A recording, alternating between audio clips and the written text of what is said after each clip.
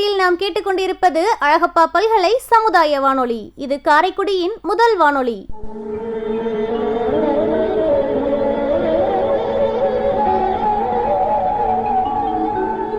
கோடி கொடுத்த கொடைஞன்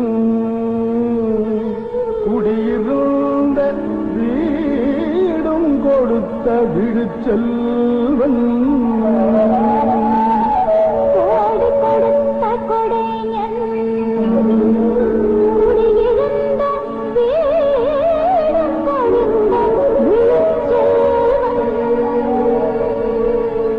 தேடியும் அள்ளி கொடுத்த அழகன்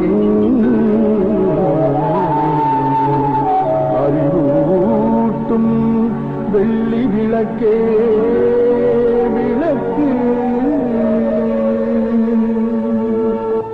இந்திய அரசு அறிவியல் தொழில்நுட்பத்துறையின் விக்யான் பிரசார் மற்றும் காரைக்குடி அழகப்பா பல்கலைக்கழகம் இணைந்து வழங்கும் அறிவியல் பாலம் புதிய தொடர் நிகழ்ச்சி அனுபவ் திட்டத்தின் பரவலாக்கம். ஆக்கம் ஊக்கம் வழிகாட்டல் டாக்டர் ஆர் ஸ்ரீதர். வடிவமைப்பு செயலாக்கம் காரைக்குடி அழகப்பா பல்கலைக்கழகத்தின் டீன் டாக்டர் KR முருகன். நிகழ்ச்சி ஒருங்கிணைப்பு சமுதாய வானொலி இயக்குனர் டாக்டர் S ராஜாராம்.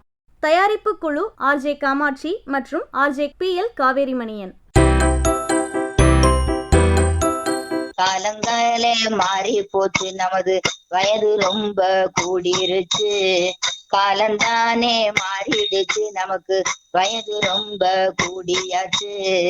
அனுபவங்களை பகிர்ந்திடவே இப்ப உற்சாகமே வந்துருச்சு. அனுபவங்களை பகிர்ந்திடவே நமக்கு உற்சாகமே வந்துருச்சு. எங்களுடைய அனுபவங்கள் உங்கள் பொக்கிஷங்கள் கேட்டுக்குங்க.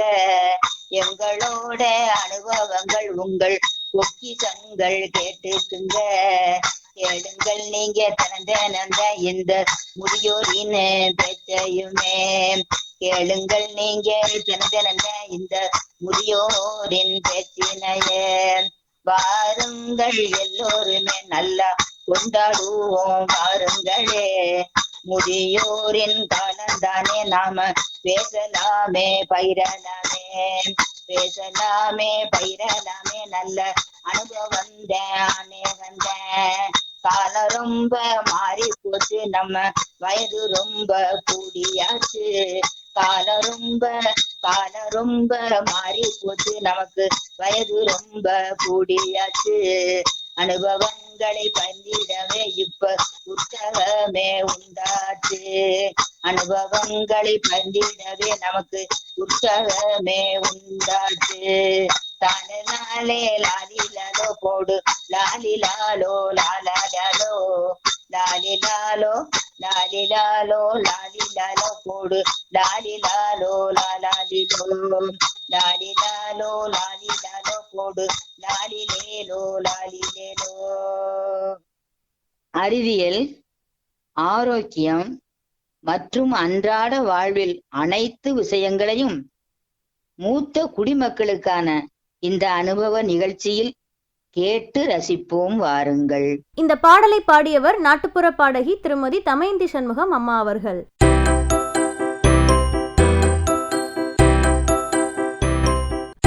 இன்றைய பகுதியில் மூத்த குடிமக்களின் உடல் நலம் பேணுவதற்கான சில அடிப்படை தகவல்கள் மற்றும் ஆலோசனைகள்.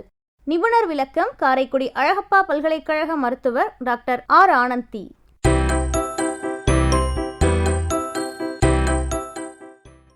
அழகப்பா பல்கலைக்கழக சமுதாய வானொலி நேயர்களுக்கு இனிய வணக்கம். நான் டாக்டர் ஆனந்தி, அழகப்பா பல்கலைக்கழக மருத்துவர் பேசுறேன். இன்னைக்கு நம்ம மூத்த குடிமக்களுக்கு ஏற்படும் குறைபாடுகள் என்னென்னங்கிறத சொல்றேன். ஸோ எப்பவுமே மூத்த குடிமக்களுக்கு ரொம்ப வரக்கூடிய பிரச்சனைகள் சர்க்கரை நோய், இரத்த கொதிப்பு, முடக்குவாதம், எலும்பு புரை, அப்புறம் இந்த நுரையீரல் சம்பந்தப்பட்ட பிரச்சனைகள் ரொம்பவே இருக்கும். இதுல பாத்தீங்கன்னா நீரிழவு, அதாவது சர்க்கரை நோய்ங்கிறது சின்ன வயசுல இருந்தே வரக்கூடிய வரக்கூடிய பிரச்சனைகள் தான். நார்மலா எப்போ நம்ம குளுக்கோஸ், அதாவது சாப்பிட்ற சாப்பாடுல இருக்கிற குளுக்கோஸை வந்து பிரேக் டவுன் பண்றதுக்கு கணையத்துல வந்து இன்சுலின்ங்கிற ஒரு சுரபி வந்து இருக்கும். ஸோ அதுலேருந்து தான் வந்து நமக்கு இந்த குளுக்கோஸை வந்து பிரேக் பண்ணி உடம்புல இருக்கிற எல்லா உறுப்புகளுக்கும் வந்து அனுப்பும். இதுல என்ன ஆகும்னா, இந்த சர்க்கரை நோயில வந்து நமக்கு அந்த கணையம் வந்து சரியா வேலை செய்யாதப்போ இன்சுலின் வந்து சரியா சுரக்காமலும், நம்ம சாப்பிட்ற சாப்பாட்டுல இருக்கிற குளுக்கோஸ் வந்து மற்ற உறுப்புகளுக்கு போகாமலும் தேங்கி நிற்கும் போது தான் இந்த சர்க்கரை நோய் வந்து வருது. ஸோ இந்த சர்க்கரை நோய் பார்த்தீங்கன்னா சில பேருக்கு வந்து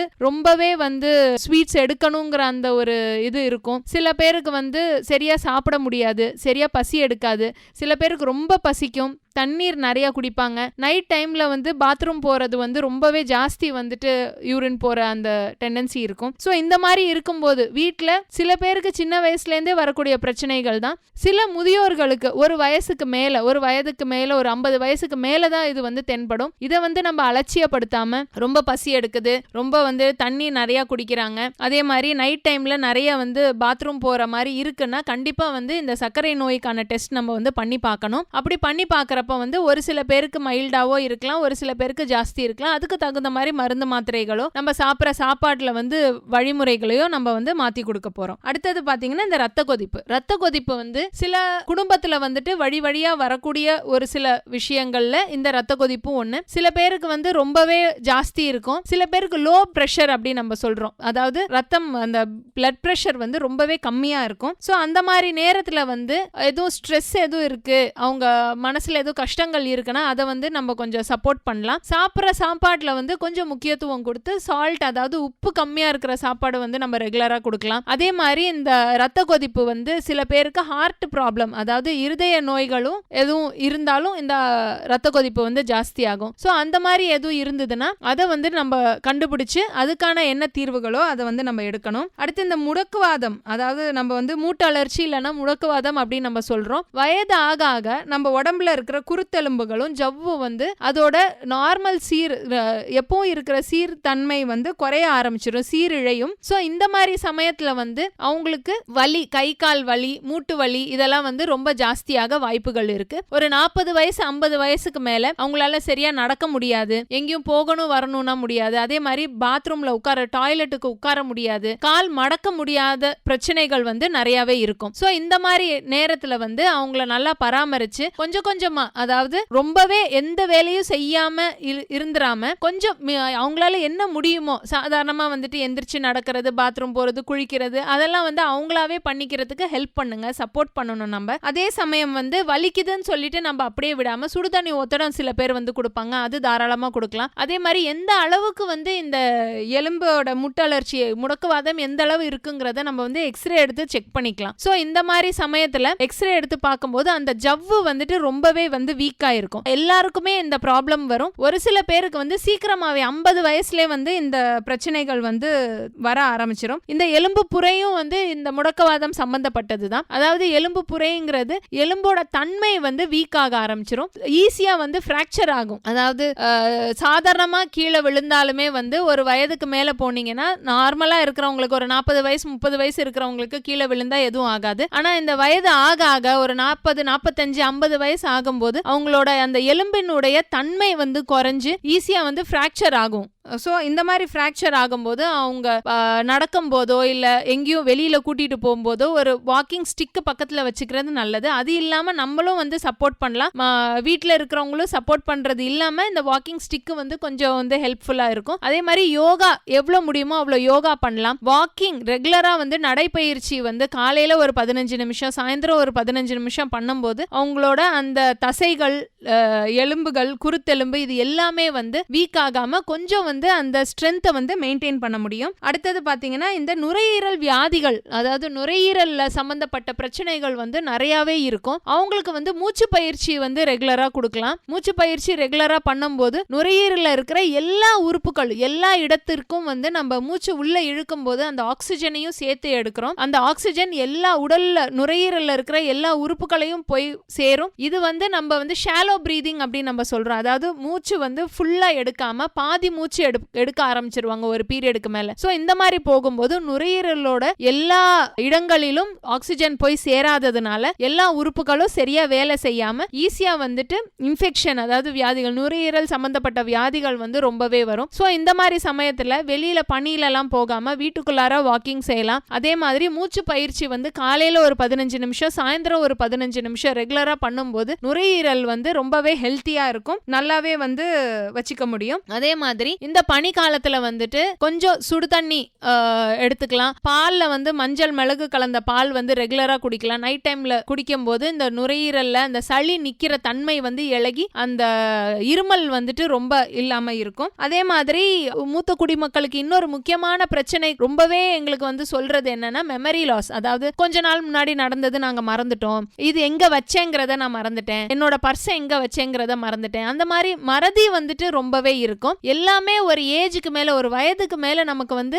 எல்லாருக்குமே நடக்கக்கூடிய பிரச்சனைகள் தான் அவங்களும் வந்து பண்ணுவாங்க. சோ இந்த மாதிரி சமயத்துல புக்ஸ் வந்து ரெகுலரா வந்து படிக்க சொல்லலாம். அதாவது எதுவும் வெறுமனே டிவி பார்க்காம, சீரியல் மட்டும் பார்க்காம புக்ஸ் வந்து எவ்வளவு முடியுதோ அதை வந்து பார்க்கலாம், படிக்கலாம். அதே மாதிரி சில பேர்கிட்ட வந்துட்டு கதைகள் வந்து சொல்லி கொடுக்கலாம். சின்ன குழந்தைங்க, வீட்டுல இருக்கிற குழந்தைங்களுக்கு கதைகள் சொல்லி கொடுக்கலாம். இல்ல வேற எதுவும் அவங்களுக்கு வந்து எக்ஸ்ட்ரா கரிக்குலர் எதுவும் வச்சிருக்காங்க, இல்ல வாக்கிங் போவாங்க, ஒரு ஃப்ரெண்ட்ஸ் சர்க்கிள், அவங்களுக்குன்னு ஒரு வந்துட்டு நண்பர்களை வந்துட்டு சேர்த்து வச்சுக்கிட்டு அவங்க கூட ரெகுலரா பேசி பழகி அந்த மாதிரி போகும்போது அவங்களுக்கும் எங்களுக்கும் வந்துட்டு சுத்திலும் நமக்கும் மனுஷங்க இருக்காங்க. நம்மளோட பிரெயினை எப்பவுமே வந்து மூளையை எப்பவுமே ஆக்டிவா வச்சிருக்கணும். நம்ம ஐடியலா வைக்க அதோட அதுல செக்ரேட் ஆகிற ஹார்மோன்ஸ் எல்லாமே வந்து வீக் ஆகும் போது இந்த மெமரி டிஸ்டர்பன்ஸ் வந்து நிறையவே வருது. ஸோ ஞாபக மருதி நிறைய வரக்கூடிய ரீசன்ஸே இதுதான். ஸோ ரெகுலரா வந்து நம்ம யோகா பண்றப்போ, மெடிடேட் பண்றப்போ, இந்த தியானத்துல வந்து நம்மளோட மூளையில இருக்கிற ஹார்மோன்ஸும் வந்து ஸ்டிமுலேட் ஆகும். டீப் பிரீதிங் எக்ஸசைஸ் பண்ணும்போதும் வந்து எல்லா ஹார்மோன்ஸும் ஸ்டிமுலேட் ஆகும்போது ஆட்டோமேட்டிக்கா அவங்களுக்கு வந்து எல்லா உடம்புல இருக்கிற உறுப்புகள் எல்லாமே வந்து ஆக்டிவா ஃபங்க்ஷன் ஆகும். ஸோ இந்த மாதிரி நம்ம வந்து நம்ம உடல்ல, அதாவது நம்ம மூத்த குடிமக்களோட உடல்ல என்ன சின்ன சின்ன ப்ராப்ளம்ஸ் வந்து சின்ன சின்ன பிரச்சனைகள் வரும். ஆனா அதை ஒரு நோயா பார்க்காம அதை ஒரு வயதாகும் போது நமக்கு ஏற்படுற ஒரு சில மாற்றங்கள், இது வந்து ஒரு குறையா பார்க்காம, ஒரு நோயா பார்க்காம ஒரு சில மாற்றங்கள் வரும்போது ஃபேமிலியில இருக்கிற எல்லாரும், சுத்தில இருக்கிற மூத்த குடிமக்களோட குழந்தைங்களா இருக்கட்டும், அவங்களோட பேரன் பேத்திகளா இருக்கட்டும், எல்லாருமே அவங்களுக்கு ஒரு மாரல் சப்போர்ட் கொடுக்கணும். ஃபேமிலியில அவங்களுக்கும் ஒரு முக்கியத்துவம் கொடுக்கணும். எப்படி பிறந்த குழந்தைய நம்ம பாத்துக்கிறோமோ அதே மாதிரி மூத்த குடிமக்களையும் வயது ஆகும்போது அவங்களுக்கு வரக்கூடிய பிரச்சனைகளையும் வந்து நம்ம வந்து அதை ஒரு ப்ராப்ளமா, ஒரு நோயா எடுத்துக்காம அவங்களுக்கு வரக்கூடிய மாற்றங்கள், உடல் அளவுல நமக்கு வரக்கூடிய மாற்றங்கள். ஏன்னா நம்ம ஒரு காலத்துல வயதாக நமக்கும் இதே மாதிரி பிரச்சனைகள் வரும், இதே மாதிரி குறைபாடுகள் வரும்போது அதை ஒரு குறையா பார்க்காம இத்தனை வருஷமா நமக்கு வந்து நம்ம பேரண்ட்ஸ் வந்து நம்ம சப்போர்ட் பண்ணியிருக்காங்க, எல்லாத்துலயுமே சப்போர்ட் பண்ணியிருக்காங்க. ஸோ சமுதாயத்துல இருக்கிற எல்லாரையும் வந்து நம்ம வந்து ஒரு மாரல் சப்போர்ட் கொடுக்கணும். வீட்டுல இருக்கிறவங்க பெரியவங்களுக்கு வந்து ஒரு மதிப்பு கொடுத்து அவங்களுக்கும் சாப்பிட்ற சாப்பாடா இருக்கட்டும், இல்ல எதுவும் ரூம் வசதிகள் செஞ்சு கொடுக்கறதா இருக்கட்டும், இல்ல வெளியில கூட்டிட்டு போறதா இருக்கட்டும், எல்லாத்துலயுமே அவங்களுக்கும் ஒரு முக்கியத்துவம் கொடுக்கணும். குழந்தைங்களும் வந்து அவங்களோட பழக விடும்போது அவங்களுக்கு நிறைய பழங்காலத்துல வந்துட்டு நிறைய நல்ல விதிமுறைகள், நல்ல பழக்க வழக்கங்கள் வந்து இருந்திருக்கு. இந்த காலகட்டத்துல நிறையவே அது வந்து மாறி இருக்கு. ஸோ இதெல்லாம் வந்து நம்ம பெரியவங்க கிட்ட நம்ம குழந்தைங்களை அனுப்ப அவங்களுக்கும் ஒரு என்கரேஜிங்கா இருக்கும். அவங்களும் வந்து சரி நமக்கும் ஒரு பொறுப்பு இருக்கு, நம்ம குழந்தைங்களை பார்த்துக்கணும், குழந்தைங்களுக்கு வந்து இதெல்லாம் சொல்லி கொடுக்கணுங்கிற பொறுப்பும் அவங்களுக்கும் வரும். வீட்டில் இருக்கிறவங்களுக்கும் வந்துட்டு அவங்க கிட்ட குழந்தைங்களை விடும்போது ஒரு அட்டாச்மெண்ட், ஒரு பாண்டிங், ஒரு ஃபேமிலி பாண்டிங் வந்து கிரியேட் ஆகும். அவங்களும் வந்துட்டு பாசமா இருப்பாங்க. சின்ன குழந்தைங்க அவங்களுக்கு என்ன வேணும், ஏன்னா இப்போ இருக்கிற காலகட்டத்தில் நிறைய வீட்டில் பார்த்துருக்கேன், பெரியவங்க வந்துட்டு சின்ன குழந்தைங்க கிட்ட போய் பாட்டி கிட்ட போகும், இல்லை அவங்க எனக்கு வேலை சொல்லிட்டே இருக்காங்க, எனக்கு அதை பண்ணு இதை பண்ணுன்னு சொல்லிட்டு இருக்காங்க. ஸோ அதை வந்து குழந்தைங்க கிட்ட அதை வந்து நம்ம வந்து இம்பைப் பண்ணணும். குழந்தைங்க வந்துட்டு இல்லப்பா அவங்க வந்து முடியாம தான் பண்றாங்க, நீ சின்ன குழந்தையா இருக்க, நீ வந்து அவங்களுக்கு ஹெல்ப் பண்ணு, நீ அவங்களுக்கு இதெல்லாம் செய், அவங்க உனக்கு இதெல்லாம் செய்வாங்க. இது வந்து ஒரு ஃபேமிலி பாண்டிங். வீட்டில் அவங்களும் ஒரு முக்கியமான பர்சன், ஃபேமிலியில் இருக்கிறதுல ஒரு முக்கியமான மனிதன்கிறத வந்து அவங்களுக்கு நம்ம வந்து ப்ரூவ் பண்ணி கொடுக்கணும். அப்பதான் அது வந்து அவங்களுக்கு ஒரு எனர்ஜியா எடுத்துக்கிட்டு அவங்க வந்து இந்த ஓல்ட் ஏஜ்ல பாத்தீங்கன்னா சீனியர் சிட்டிசன்ஸ் ஆக அவங்களுக்கே ஒரு செல்ஃப் கேர் வந்து அவங்களுக்கு குறைஞ்சாலுமே ஒரு செல்ஃப் ரெஸ்பெக்ட் இல்லாத ஒரு ஃபீலிங் வந்து நிறைய மூத்த குடிமக்களுக்கு ஃபேமிலியிலே இருக்கு. ஃபேமிலியில யாரும் சரியா பாத்துக்க மாட்டேங்கிறாங்க, எதுவும் பண்ண மாட்டேங்கிறாங்கிற அந்த ஒரு ஃபீலிங் இருக்கு. ஸோ அதை வந்து கண்டிப்பா நம்ம வந்து சேஃப்கார்ட் பண்ணி அவங்கள நம்ம வந்து பக்கபலமா வந்து பாத்துக்கிட்டோம்னா அவங்களோட ஹெல்த் கிரவுண்ட்ஸ்ல வந்து எல்லாமே நல்லா சக்சஸ்ஃபுல்லா வரும். ஸோ நம்ம family family support and senior citizen support 2 பேரும் இருந்தால் ஃபேமிலி வந்து நல்லாவே நம்ம வந்து சமுதாயத்தில் நல்ல ஒரு பொசிஷனை வந்து நிலைநாட்ட முடியும். நன்றி.